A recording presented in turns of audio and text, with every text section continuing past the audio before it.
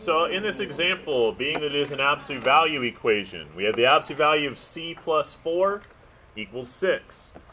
The most important thing for us to do before we even begin this problem is to remember what we are looking for at the end. If you don't know what you're trying to find, how are you going to find it? Or how are you going to know that you found it? So, in an absolute value equation, raise your hand if you remember, and this was one of the problems we had when we did this earlier in the year, how many answers should I expect to get? Raise your hand if you remember this. There's a certain number of answers we expect to get in this equation. Navarro? 2. Please remember that in absolute values we are expecting to get 2 answers. It is possible for both answers to actually be the same number, but that's very unlikely.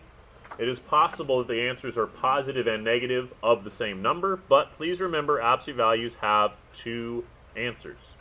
So we should be expecting to find that with each of these. Now, in an absolute value equation, the first thing that we are supposed to do is try to eliminate or get rid of anything that is outside the absolute value. Looking at this equation, I don't see anything outside the absolute value here. I see that it equals 6, but there's nothing on the outside. So we are ready to do what you are supposed to do to find 2 answers here. You split this equation in 2. And hopefully this is when things start becoming familiar to you. I am going to solve this equation for 6. I am also going to solve this equation for negative 6.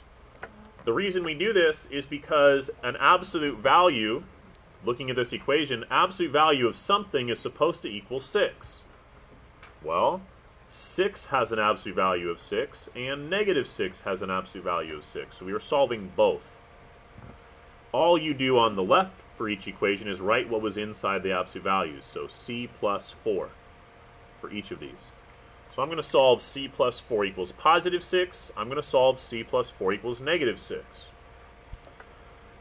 To solve this, it's a one-step equation, so we very simply subtract 4 on both sides. And the good thing about these is even though we're doing 2 equations, they're done the same way, so it makes it a little quicker.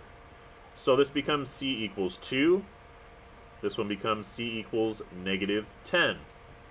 Both of these are my final answer. You have to have both of these numbers for it to be considered complete and correct.